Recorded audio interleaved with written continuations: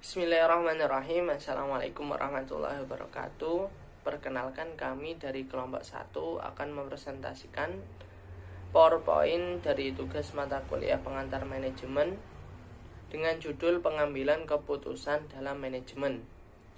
Pengertian: masalah atau problem adalah suatu deviasi antara yang seharusnya terjadi dengan suatu yang nyata terjadi, sehingga penyebabnya perlu ditemukan dan diverifikasi. Pengambilan keputusan atau decision making adalah melakukan penilaian dan menjatuhkan pilihan. Mengapa manajer mengambil keputusan yang salah? Manajer dihadapkan pada tuntutan untuk selalu membuat keputusan, mulai dari untuk menyelesaikan masalah kecil hingga menerapkan perubahan strategi besar. Sebagian besar keputusan yang tidak tepat adalah kesalahan penilaian yang berasal dari kapasitas pikiran manusia yang terbatas dan dalam keberadaan alami yang diperlihatkan manajer selama proses pengambilan keputusan. Dengan menyadari 6 keberadaan, yaitu yang pertama, terpengaruh oleh kesan pertama, kemudian membenarkan keputusan-keputusan yang lalu, melihat apa yang ingin dilihat, mempertahankan status quo, terpengaruh oleh kerangka masalah, dan yang terakhir terlalu percaya diri. Percaya diri akan keputusan yang diambil. Keputusan diambil setelah melalui beberapa perhitungan dan pertimbangan alternatif. Tahapan yang dilalui oleh pembuat keputusan meliputi identifikasi masalah utama, menyusun alternatif yang akan dipilih, dan sampai pada pengambilan keputusan yang terbaik. Saya Flamaza, saya akan menerangkan materi selanjutnya. Pada tanggal 5 September 2007, Steve Jobs, CEO perusahaan Apple, merupakan praktek diskriminasi harga sebagai strategi pemasarannya, yaitu menurunkan harga produk iPhone mereka yang sangat sukses sejumlah $200 dari harga semula sebesar $599 yang merupakan harga perkenalan yang sudah sejak 2 bulan. Dengan melakukan penurunan harga, Steve Jobs berpikir bahwa akan menghasilkan keuntungan yang lebih banyak karena konsumen yang akan membeli produk mereka dengan harga murah atau harga promosi. Semakin meningkat, penurunan harga ini juga dilakukan dengan maksud untuk mempromosikan lebih luas produk iPhone kepada masyarakat. Karena semakin banyak pengguna iPhone, maka makin terkenal produk tersebut dan nantinya iPhone tersebut pantas dijual dengan harga tinggi.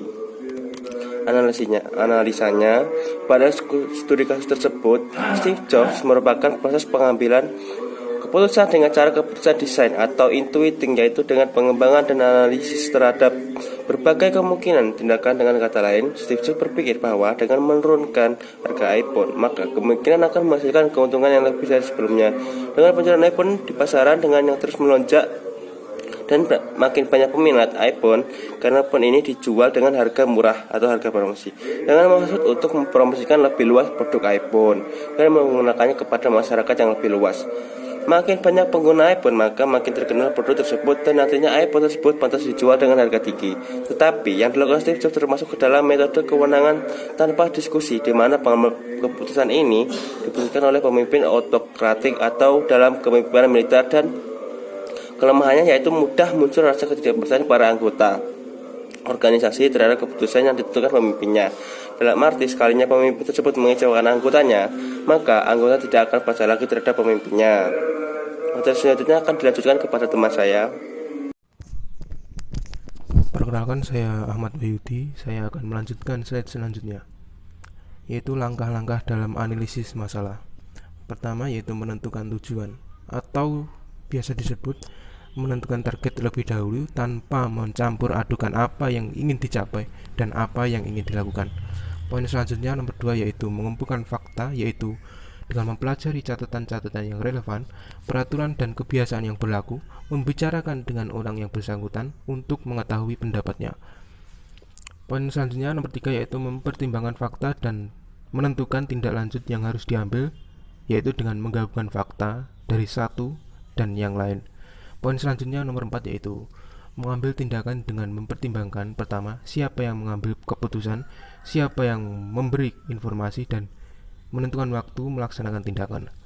Poin selanjutnya nomor 5 yaitu periksa hasil pelaksanaannya untuk mengetahui apakah tujuan yang dilaksanakan tercapai, dan pelajari perubahan sikap dan hubungan antara suatu pihak dengan pihak yang lain. Slide selanjutnya yaitu keputusan menurut para ahli.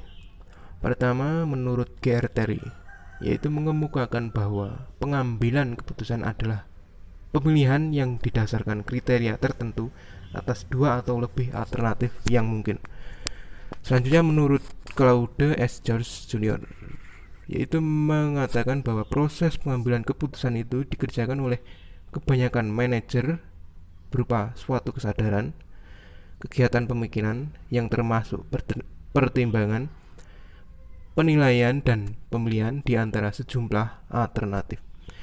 Selanjutnya yaitu Harold dan Donnell, yaitu pengambilan keputusan dalam kurung pemilihan, yaitu diantara alternatif mengenai suatu cara bertindak, yaitu inti dari perencanaan suatu rencana tidak dapat dikatakan tidak ada jika tidak ada keputusan. Suatu sumber yang dapat terpercaya, petunjuk, atau reputasi yang telah dibuat. Demikian. Ya, saya Ahmad Syaifuddin dari kelompok 1 akan melanjutkan presentasi dari teman saya yang sebelumnya. Keputusan menurut James A.F. Stoner, yaitu pemilihan di antara alternatif juga mengandung 3 pengertian yang adalah sebagai berikut. Yang pertama, ada pilihan dasar logika atau pertimbangan. Yang kedua, ada beberapa alternatif yang harus dan dipilih dari salah satu yang terbaik. Yang ketiga, tujuan yang ingin dicapai dan keputusan itu semakin mendekatkan kepada tujuan tersebut. Yang selanjutnya yaitu pengambilan keputusan menurut Stoner, yaitu proses yang digunakan untuk memilih suatu tindakan sebagai cara pemecahan masalah. Juga secara umum proses pengambilan keputusan itu terdiri dari 3 tahapan. Yang pertama, penemuan masalah. Yang kedua, pemecahan masalah. Dan yang ketiga, pengambilan keputusan. Dan yang selanjutnya yaitu tipe-tipe keputusan itu ada 3 tahapan. Yang pertama, dilihat dari dalam, itu ada keputusan terprogram. Kemudian dilihat dari tengah, ada keputusan tidak terprogram.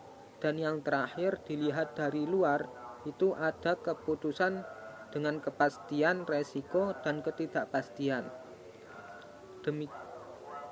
Ya, presentasi yang selanjutnya akan disampaikan oleh teman saya. Assalamualaikum warahmatullahi wabarakatuh. Perkenalkan, nama saya Aditya Farhan Ramadhani. Saya akan melanjutkan materi selanjutnya. Fase pengambilan keputusan. Yang pertama, aktivitas intelijensia atau intelligence merupakan proses kreatif untuk menentukan kondisi yang mengharuskan keputusan dipilih atau tidak. Yang kedua, aktivitas desain merupakan kegiatan yang mengungkapkan konsep berdasar aktivitas intelijensia ya, untuk mencapai tujuan, menentukan cara atau metode, mengembangkan metode, menganalisa tindakan yang dilakukan. Yang ketiga, aktivitas pemilihan atau choice merupakan memilih satu dari sekian banyak alternatif dalam pengambilan keputusan yang ada. Pemilihan ini berdasar atas kriteria yang telah ditetapkan, mengidentifikasi masalah utama, menyusun alternatif, menganalisis alternatif, mengambil keputusan yang terbaik. Selanjutnya, teknik pengambilan keputusan. Teknik pengambilan keputusan yang pertama, operation research atau riset operasi, ialah penggunaan metode saintifik dalam analisa dan pemecahan persoalan. Yang kedua, linear programming ialah riset dengan rumus matematis. Yang ketiga, gaming where game, teori penentuan strategi. Dan yang terakhir, probability, merupakan teori kemungkinan yang diterapkan pada kalkulasi rasional atas hal-hal tidak normal. Selanjutnya, proses pengambilan keputusan.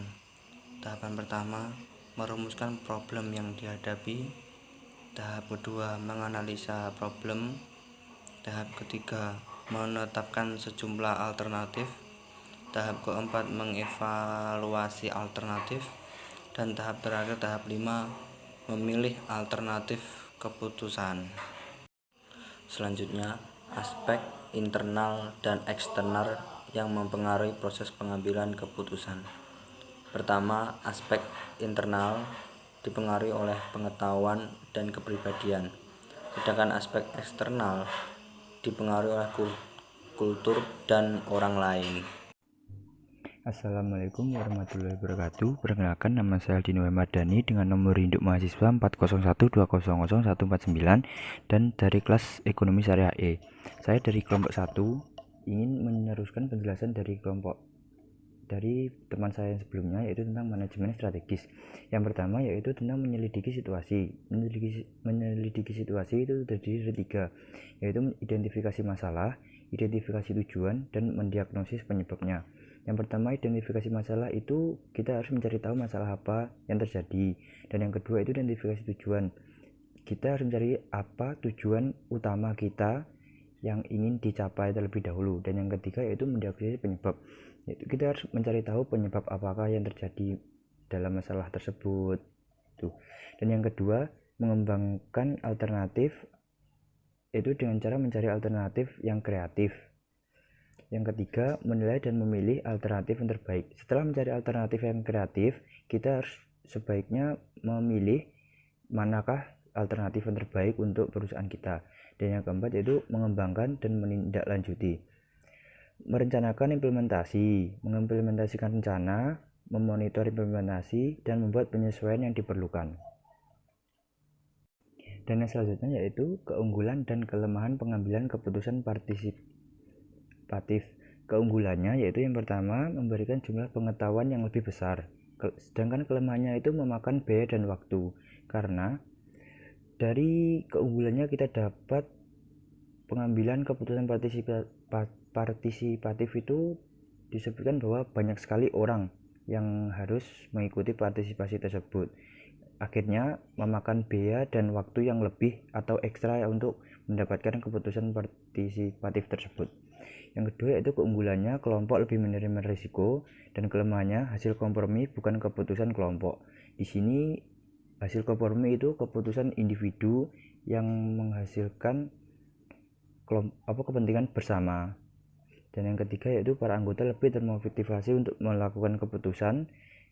Kelemahannya salah satu anggota dominan, bukan keputusan kelompok. Di sini keunggulannya para anggota lebih termotivasi untuk melakukan keputusan, yaitu karena setiap anggota itu diharuskan diwajibkan ikut berpartisipasi dalam memilih keputusan. Kelemahannya itu salah satu anggota dominan, bukan keputusan kelompok, itu karena setiap anggota itu nanti akan dipilih hanya salah satu atau beberapa yang mirip-mirip dikumpulkan menjadi satu. Dan yang terakhir itu keunggulannya kreativitas lebih besar. Ya, sekian dari kelompok kami, kelompok 1. Bila ada kurang lebihnya kami mohon maaf. Akhir kata, wabillahi taufiq wal hidayah. Wassalamualaikum warahmatullahi wabarakatuh.